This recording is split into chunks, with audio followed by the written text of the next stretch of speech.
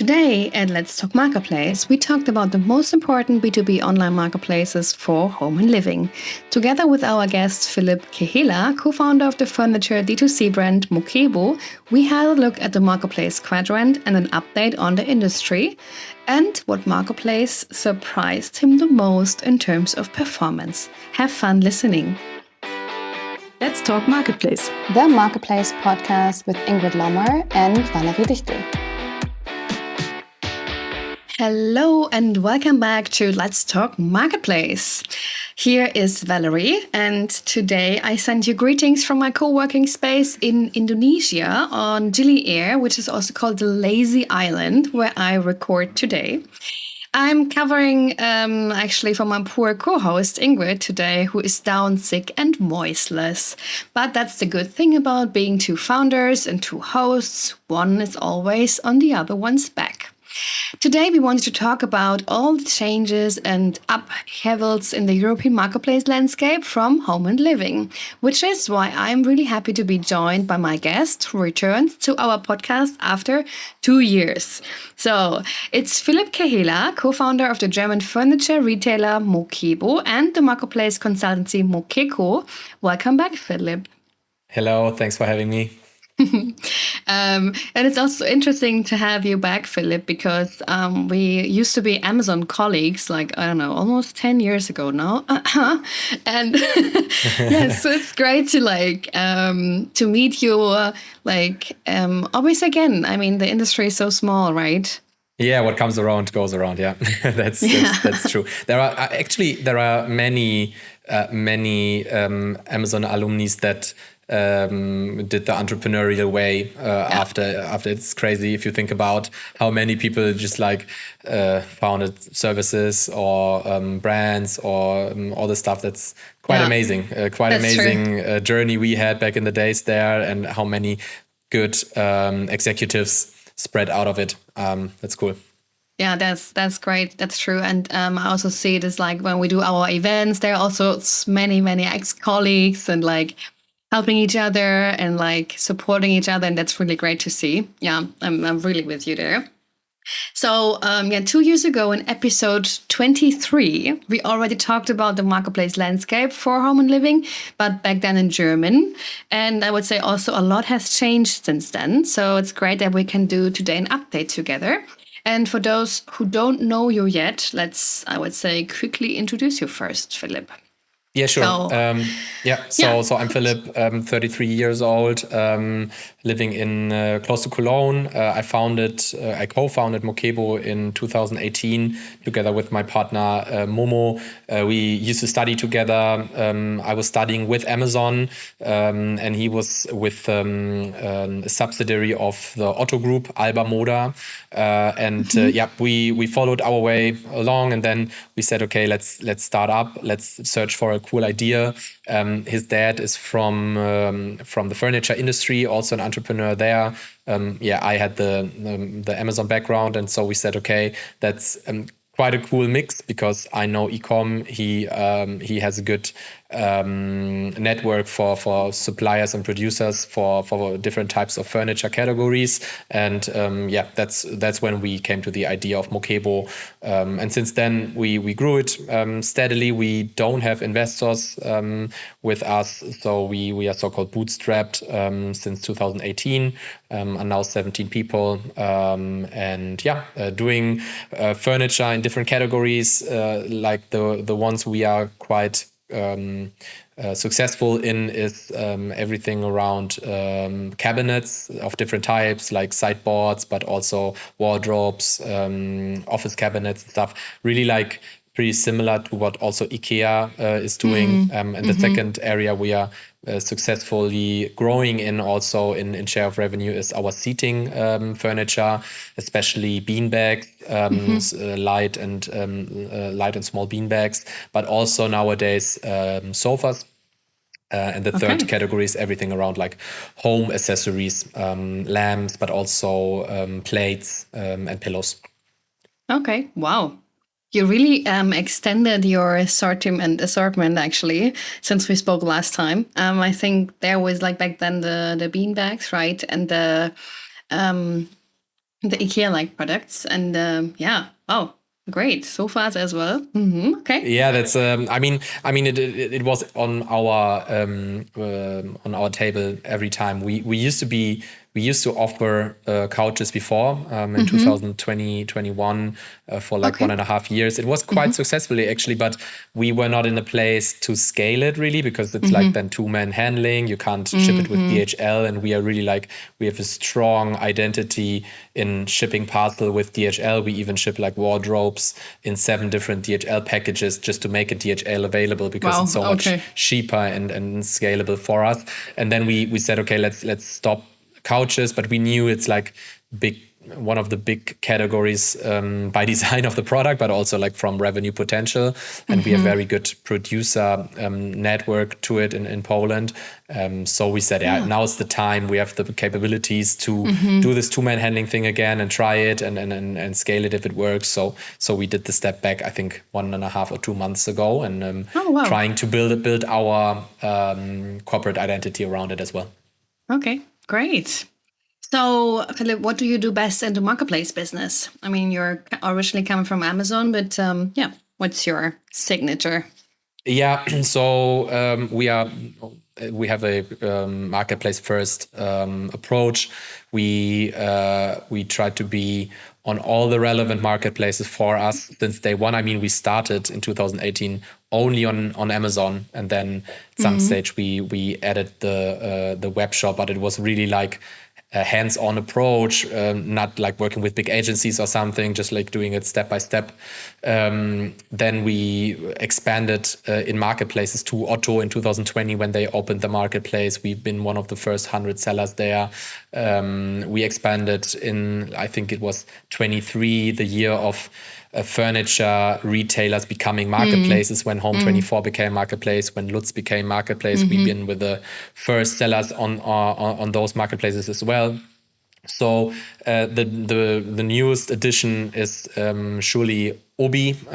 So I think last year was like the year of the home and garden retailers with Hornbach, Bauhaus and Obi. So we launched on Obi as well, which is super successful actually since we started there.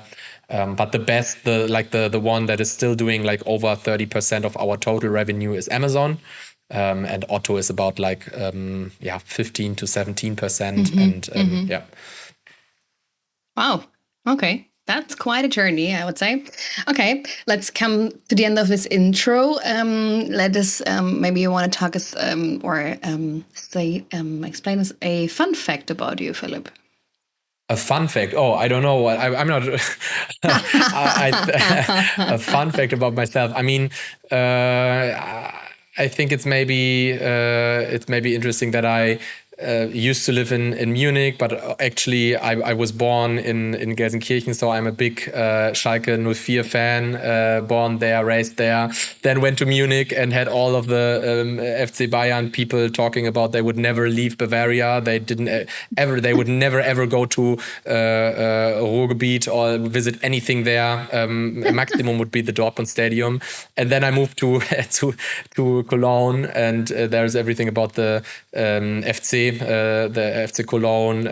So I think I'm pretty like rooted in very confident cities when it comes to soccer, and I need to move around it with my Schalke background because Schalke is not so successful in the recent past.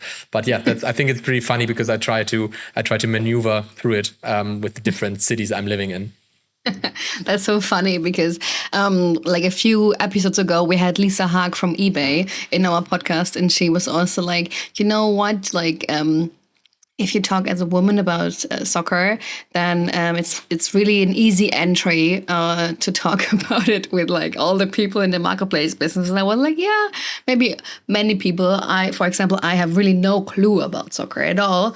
So I really like what FC Bayern, FC Cologne. I have no clue. I really don't care. I am from better Munich. this way. That's nothing to be sorry about. Yeah, that's sometimes it's better to be not into it and into the discussions what soccer team you can be proud of or whatnot. That's crazy discussion. You cannot never win. Actually, you can never win it if you are Schalke supporter. Then you can win none of those discussions. Actually, Maybe that makes you so resilient. Exactly. Okay, great. Now that we know you better and your favorite soccer team, you can see why we have this great guest invited today. So let's dive right in. After a very short advertising break in which I'd like to introduce you to our new sponsor, bol.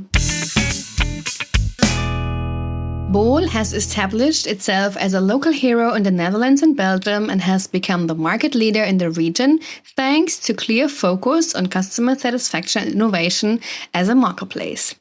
And as a generalist marketplace, it offers more than 42 million products in 28 categories and access to more than 13 million customers. This also makes bol attractive for retailers from neighboring countries. Bol supports them with personal assistance, for example, direct support and customized solutions for new retailers, as well as local know-how about regional consumer needs. For logistics, retailers can use logistics via bol, a fulfillment service that enables super fast deliveries. Bol also provides retailers with returns management and retail media offers. There's also a special bonus for you. Until February 28th, retailers receive a 50% discount on the commission for creating a bol account when they sign up through one of the integrators, Channel Engine, Rhythm, TradeByte, or Channel. In addition, partners receive a 50% discount on variable commissions until June 30th, 2025. You want to know more about bol? Then look forward to our podcast episode 97 next week, in which we talk to Alex Ciorapico, Director International Business and Integrators at bol, about how selling on bol actually works. Yeah, and now let's have a look at the latest news of last week. Newsflash. And as my news lady is off sick today, I don't have a lot to talk about, to be very honest. But I think we should debate the latest figures by the German e-commerce association bevh. So, because after 2 years of declining sales, online retailing in Germany is finally expected to grow again, though very slowly by 1% in 2024. This growth stems from marketplaces, which grew by 4.7%, while online pure players continue to suffer a decline of 3.6%, and omnichannel retailers a decline of 2%. So for this year, the bevh expects an increase of 2.5%, but obviously mainly driven by the marketplace business. So Philipp, what is your experience on that one? Where do you grow, for example? Yeah, so I think it was pretty much expected that the growth is so slow, nearly talking about break even in categories, or even year-over-year decreases, right? I mean, we with Moquebo, we grow way faster than that. Hopefully. I mean, if you talk about furniture, I think the bevh talked about, I think 0.2%. Or 1.2%. So we could grow nearly 25% from 23 to 24. But I mean, I'm a very realistic person, right? It's on a lower basis. We are not talking about hundreds of millions of euros of revenue like West Wing or something. But still, we are outperforming the market pretty heavily, right? With 20x outperformance. That's pretty nice. If you take the entire cluster of home and living, I think it was about like 3% growth. So even that is nearly a 10x outperformance. So that's a good trajectory. But overall, I mean, it's not over yet, and there are some trends that could come towards us in 25. But I think 25 could still be a very flattish year.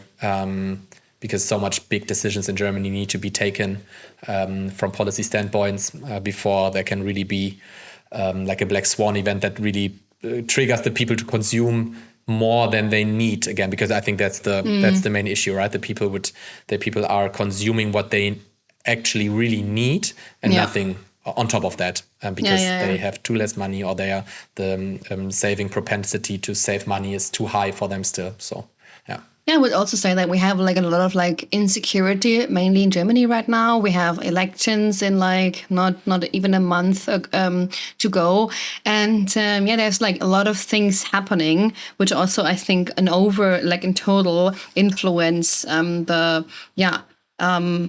the happiness to buy more products, or the willingness to buy more products. I'm really excited to talk with you further about the marketplace business in home and living. We have another news. There are still rumors, or like getting more and more insights about TikTok Shop, who might come to Germany sooner than we maybe think. We heard from retailers that they got invited to TikTok Shop Germany. We also heard from TikTok users in Germany that they got invited to buy products on TikTok Shop. So I'm pretty excited, also interested about what will come there, and when they finally officially announced to start in Germany. Philip, is TikTok Shop a topic for you? I mean, it's something I would definitely look at more deeply. On this week, I have a call with a fellow Amazon alumni from us. I don't want to say his name because I don't know how official all of that is, but he's like very deep into TikTok Shop, maybe building an agency around it, directly being one of the first movers, because he was very deep in discussions, joining their teams there, and he understood what really is going on, how big this will be.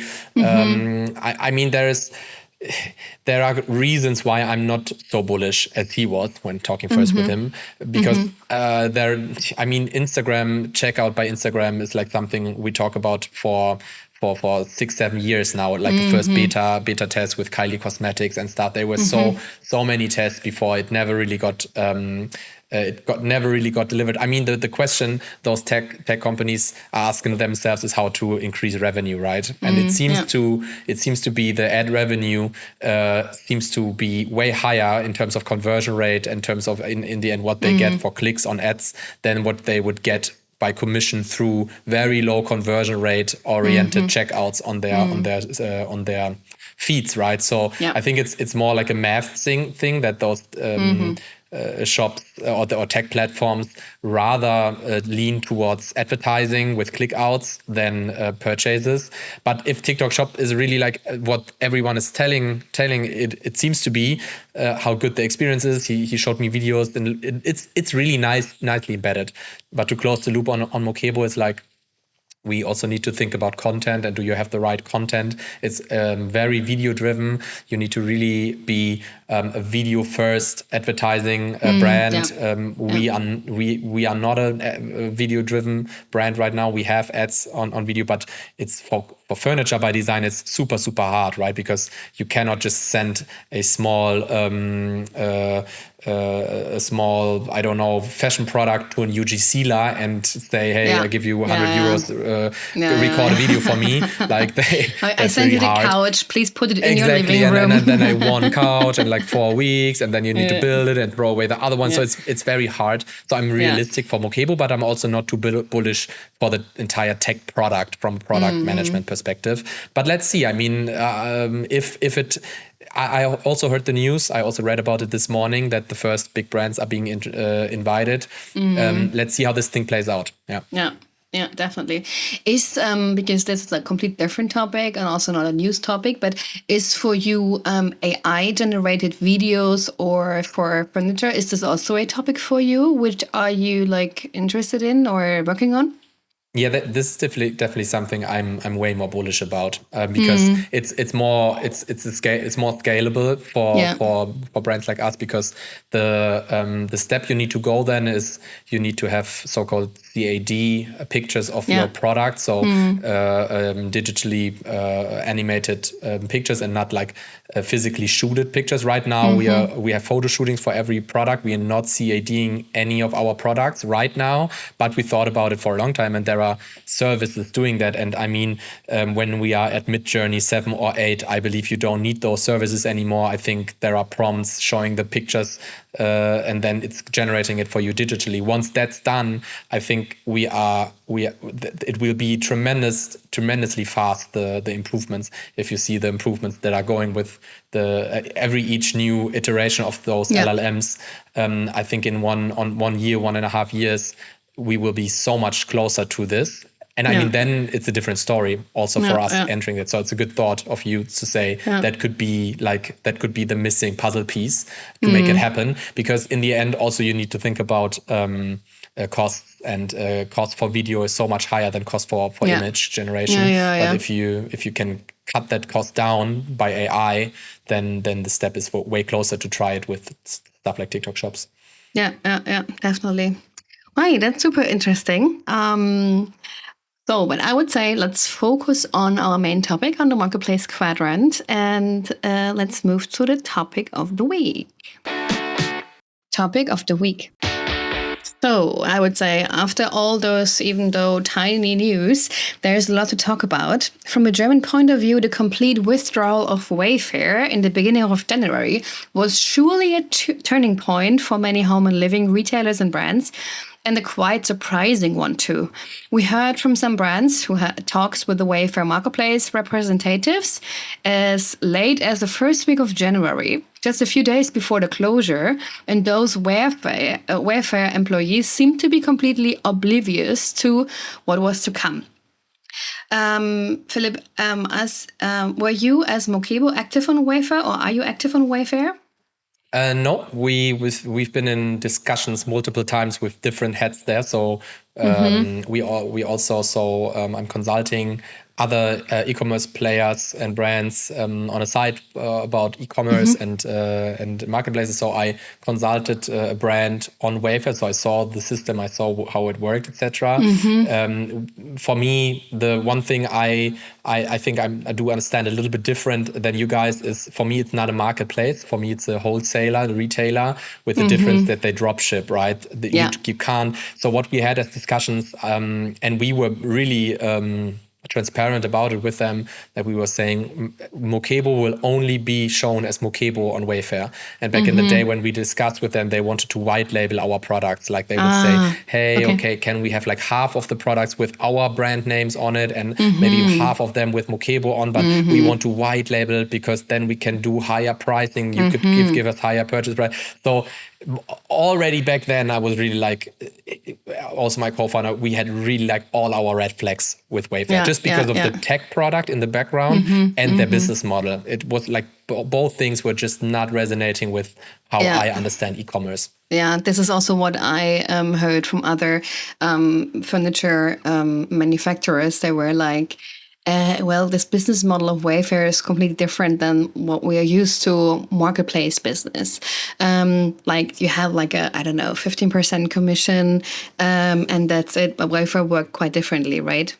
Yes, it was absolutely insane things I saw there. I'm being totally frank, and I mean it's like one example is they from this client I supported, they received perfect e-commerce optimized product text.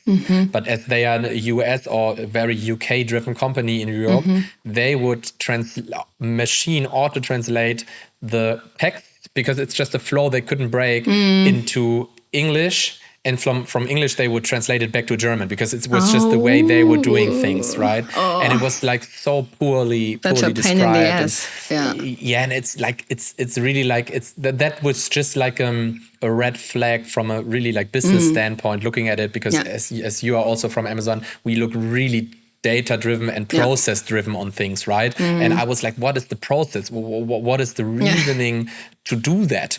To spend the money, spend the investment to do that? That was just one example where I really said, like, this company, it's really not showing like how they would be successful against an Otto that is an old company, but they are very strict with how they do it, and they are really clear on how they do it. Or with an Amazon which processes are so much better in self-service, and the level of self-service is so much higher. But Wayfair decided to go with this brand white label approach to say, yeah, we need to normalize this product with its text and put it under the umbrella of any brands. Like, and you were like, wow, how should that ever work out, right? Yeah. So I wasn't really surprised, to be totally honest. I was expecting the move away out of Germany way sooner than it happened, actually. Okay, wow. Yeah, that's quite interesting. But actually, these weren't the only interesting news from the sector. The Dutch furniture retailer Blokker has closed its marketplace last November, and the Austria-based omnichannel giant XXXLutz has acquired its smaller German competitor Porta Group. After having acquired Home24 in 2023 already. Has consolidation in the furniture market already begun? Is it in the middle, in the end? What would you say, Philip? I would say it's rather like in the middle. I mean, the Lutz, it is surprising how aggressive they are. I mean, I believe they are leveraged really, really heavily. So I think they're working with a lot of debt to finance all of those actions. I mean, every year they are acquiring one. They had like Poco, then they acquired Holla, then they acquired Home24 and Möbel.de. And also Mömax, right? Mömax back in the day. Now they acquire Porter, which is the biggest deal. They are working with a lot of debt, I think, and they are very powerful. So it's a big consolidation. I don't know if it's the right one, but to be totally honest, I don't know how this will affect e-commerce. And I'm looking a lot about e-commerce. What I can say is I'm super happy Lutz customer for the marketplace, because the marketplace, they're doing a tremendous job, to be super honest. They are way bigger for us right now than Home24, and we started in Home24 earlier. Home24 was strong, but Home24 cannot keep up with our products with Lutz right now. So they are constantly shipping UX and product features to their store.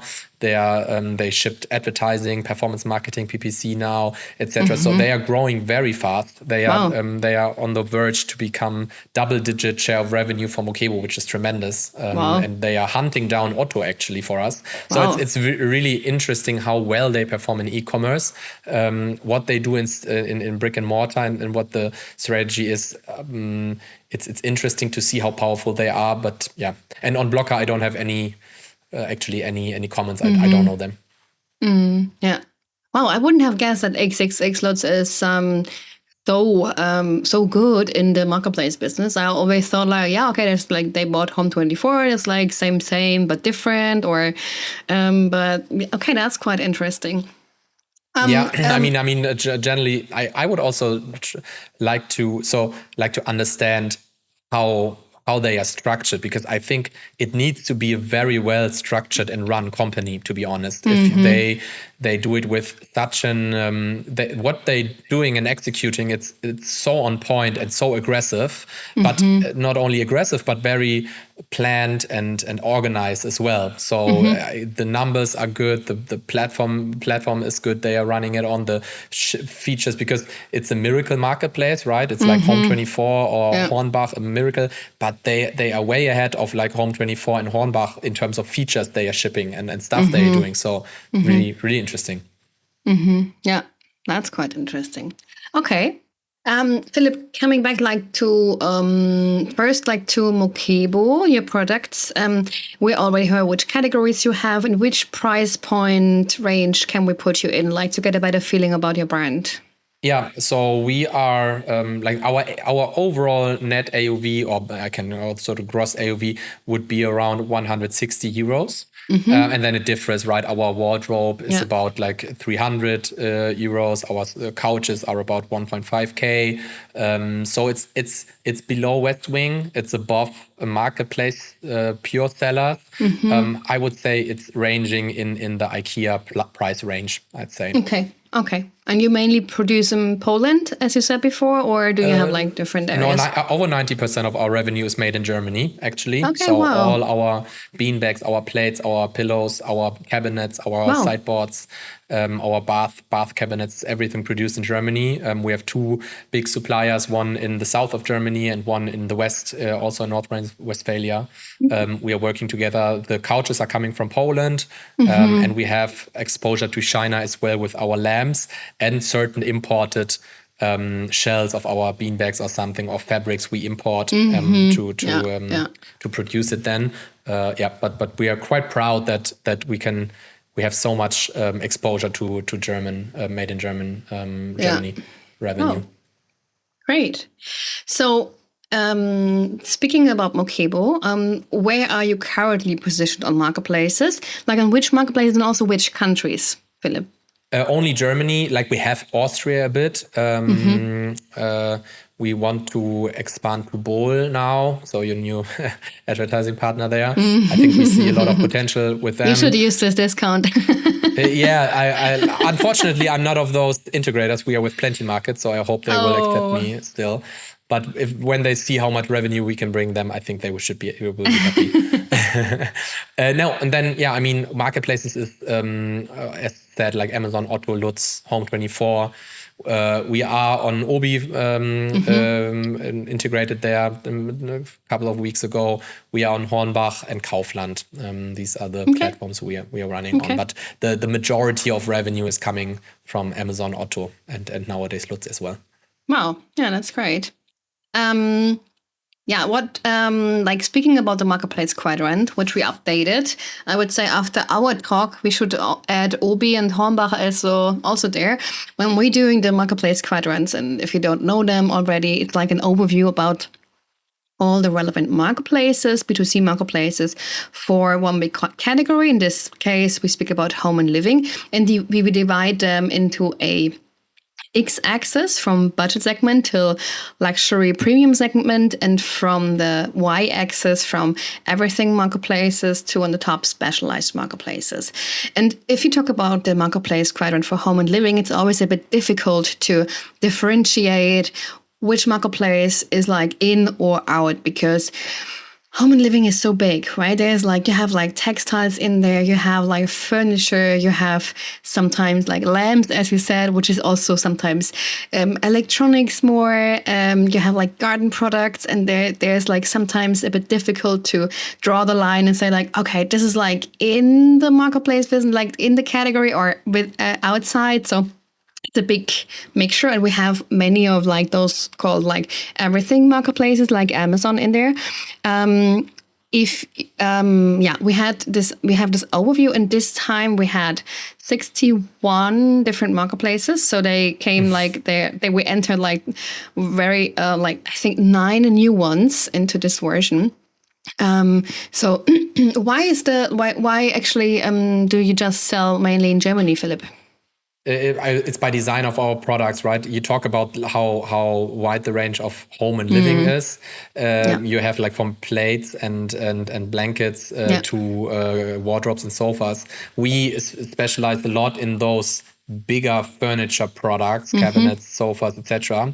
And once you do that, it's very, very hard to be profitable and cost effective. And we are really proud that we are profitable since founding every year and still can grow. But expanding to France or Italy or something would really require different approaches to our logistics. For example, it would require basically building warehouses there, because shipping from Germany, like many other brands in the FMCG sector, etc., they start scaling a new country with shipping from their DE warehouse and see how it goes. And if it works well, they can even work with third-party providers and logistics there. It's not possible for furniture and home and living. Like they either don't want to work with you because your product is not interesting enough, because it's like you could ship 500 iPhones for one wardrobe package, so way more value for them.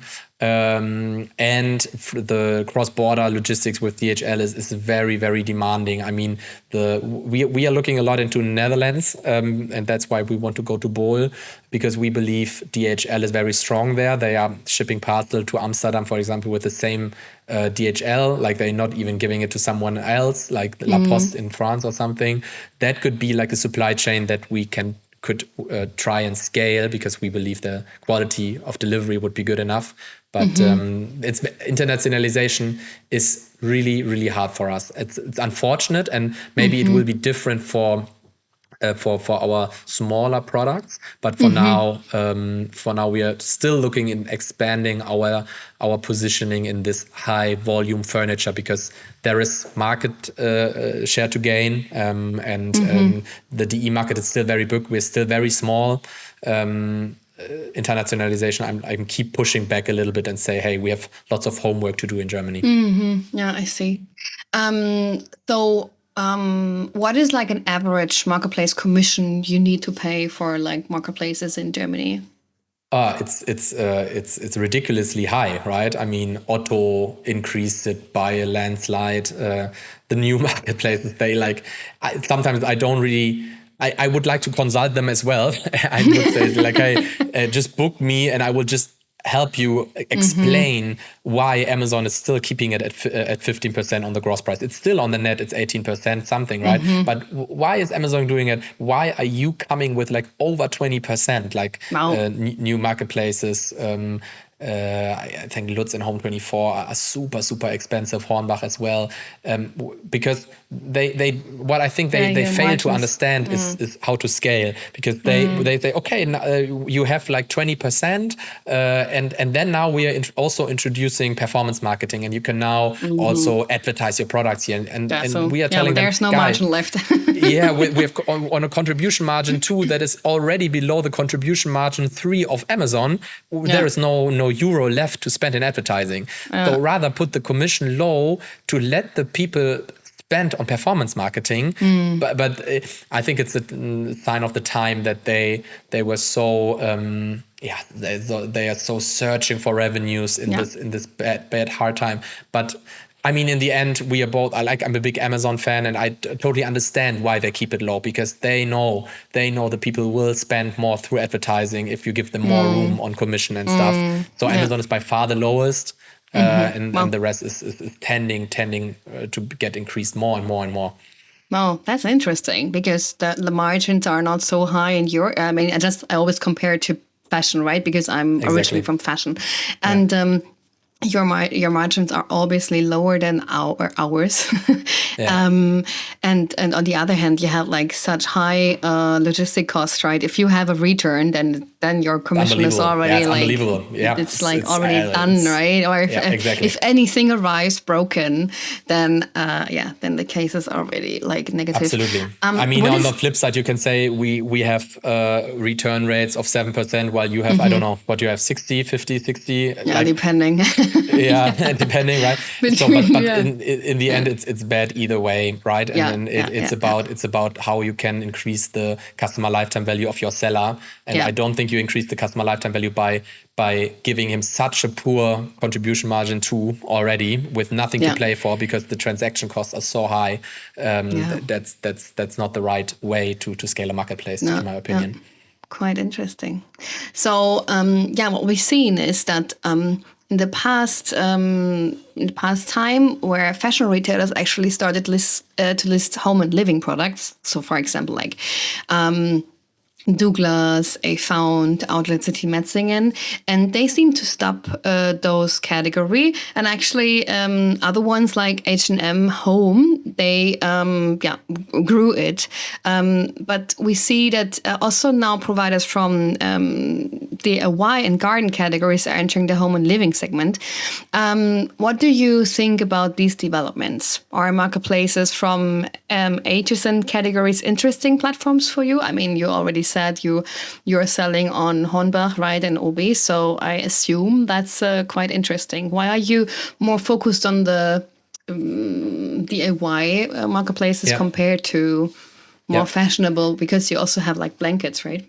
Exactly. for Yeah. views? So that's a good question. I mean, we are very opportunistic, right? If there is a new marketplace that has touch points with our categories, we're gonna take it because our entire business model with Plenty Markets is built to scale very fast, very hard, with very low personal invest onto marketplaces. But on, for example, the DIY and garden, home and garden sector, Hornbach or Obi, there was also there is a lot of exposure to our categories. Actually, if you go through an Obi, you will see bath category, like bath, where you can furnish your bathroom and decide with furniture to. So there is a big there's quite a big overlap also with outdoor furniture, where we are growing a lot in with our outdoor beanbags. You can buy outdoor furniture as well, very fluently on an Obi or also in Hornbach. So you have overlap there, but where you're absolutely right in is these are more than selection decisions. For example, we rename our cabinets on Obi. It's not like an office cabinet, but it's like a Werkzeug, how to say in English, like for your drawers Tools, and for tools. Your tools cabinet. Yeah, exactly. Like a tool cabinet. So we name it tool cabinet because you can also use it in your garage and store your tools in it. You know what I mean? So Yeah. we look very from a selection.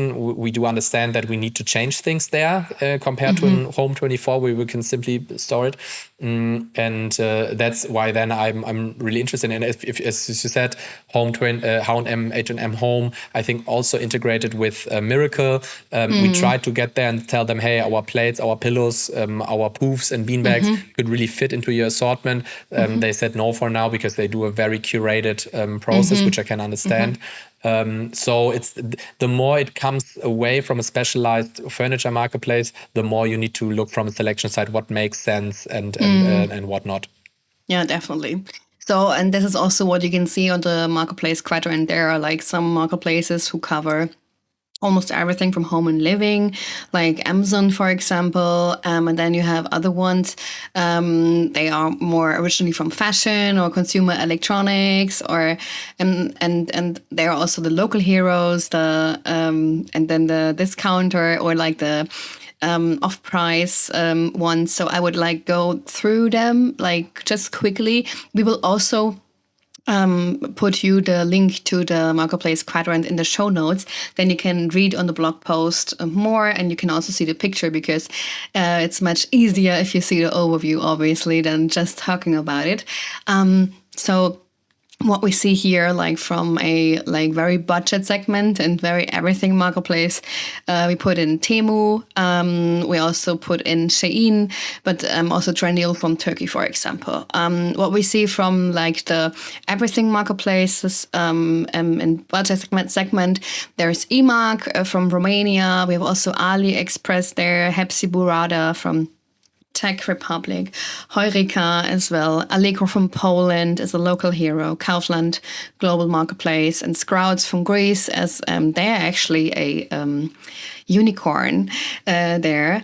We have eBay, Amazon Bull from the Netherlands, FNAC, Rue Commerce, Leclerc, and Limango, for example. Which is from Germany. And then we also have like Tesco, or UK-driven Cdiscount, Carrefour, and also one from France and from Spain, Galaxus, if it's getting more like into the premium part, from the Switzerland, Inno from Belgium, Debenhams, UK, El Corte Inglés.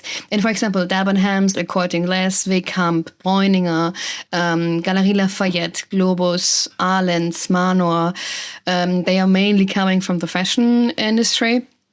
We also have like the local heroes, like in Sweden, CD-ON, Otto, Black Red White from Poland, also XXXLutz, Maison du Monde from France. And then we have also here Cocoli, Bed Bath & Beyond. So there are also niche marketplaces in there. Leroy Merlin, for example, Winter Unique, Home 24, if I didn't told it before, La Redoute, Fonk, So there are plenty. And then obviously the Wayfair we already talked about, Lane Becker, Conforama, but H&M Home, B&Q, Showroom Privé, TikTok Shop, Secret Sale as an off-pricer or former off-pricer, Naduvi as an off-price for furniture, WP, that's Brand Alley also as off-price, and then we have Kajabi, Miravia, and Brico. So there are like many, and I think the big challenge is to find the right ones for you and where you want to sell. And I would say what would you say is the biggest challenge to take into account if you have like this overview and now need to decide where shall we start, Philip? What would you say? I'm looking at it at a very technical standpoint from our ERP system, Plenty Markets. Actually, who are they integrating with? I think that's the biggest fruits. Bottleneck. And what I would tell Plenty Markets, if they would listen more to me than they're doing, I would say build integrations. I know from Home24 how much stress they would have, both of them, to build an integration, and Plenty Markets then didn't want to do it. Now we are integrated to Home24 with a third-party integrator and stuff. Totally ununderstandable for me why not putting R&D resources into integrations of marketplaces. So, for example, on Obi again now, we are on a native integration. On Lutz and Home24, we are on a third-party integration. That's basically the headache, the really. limitation, right? Because we what Moquebo cannot do with the little amount of people we have and the high rate of digitalization we have, we cannot build extra flows to go on a Lehnbacher or something. We need to scale that with our Plenty Market system. So that is the basic limitation. That's A, and then B, the other limitation is gatekeeping. Like example, an H&M Home, if they say we do a super curated process from them. Exactly. Yeah. If they tell you that and they say we have a seller onboarding stop, like Otto, for example, also have right now, you cannot do anything, right? You could say I have the plugin or I would build it. And I think these are the two limitations. And then I'm really also aligned with what the Snox CEO Johannes Klisch is telling every time. It's like there is no limitation. We would go on every marketplace that makes sense for us because we built the infrastructure for it. And wherever our customers we can get in touch with Moquebo with, I do it right away. Yeah. And then it's the country perspective, logistic-wise, right? Exactly. Where obviously, is it yes. And we're talking about affordable? national. Yeah. Exactly. Okay. So, Philip, do you have any conclusion summary or any advice you want to share? No, I mean, it's a good talking about it. I think there is a lot to play for. I think it's interesting that we are at the very bottom. So there's room to grow from here onwards. And I think although the marketplace quadrant, the things you say, there are lots of platforms that are interesting for brands like Moquebo as well, and that we can consider and observe. And thanks for having me and giving my opinions a voice. Thank you so much that you joined us for the second time already, Philip. And this was our overview about the online marketplace business in home and living from the beginning of 2025. It was really a pleasure to have you here, Philip. And if you liked listening us today, you could make us very happy by following us on rating our podcast on Spotify, Apple Podcasts, or also YouTube now, actually, by the way. We have a YouTube channel since January, and there we also share videos. Today we didn't did a video because it was pretty difficult from the island, to be very honest, but the next one will be sometimes with a video. And I'm looking forward to next week when we have our marketplace sponsor here, Boel, and we talk about the Dutch online marketplace business there. Happy to have you, and hear you next time. Bye-bye. Bye-bye. Thank you. You listen to Let's Talk Marketplace, the Marketplace podcast with Ingrid Lommer and Valerie Dichtel.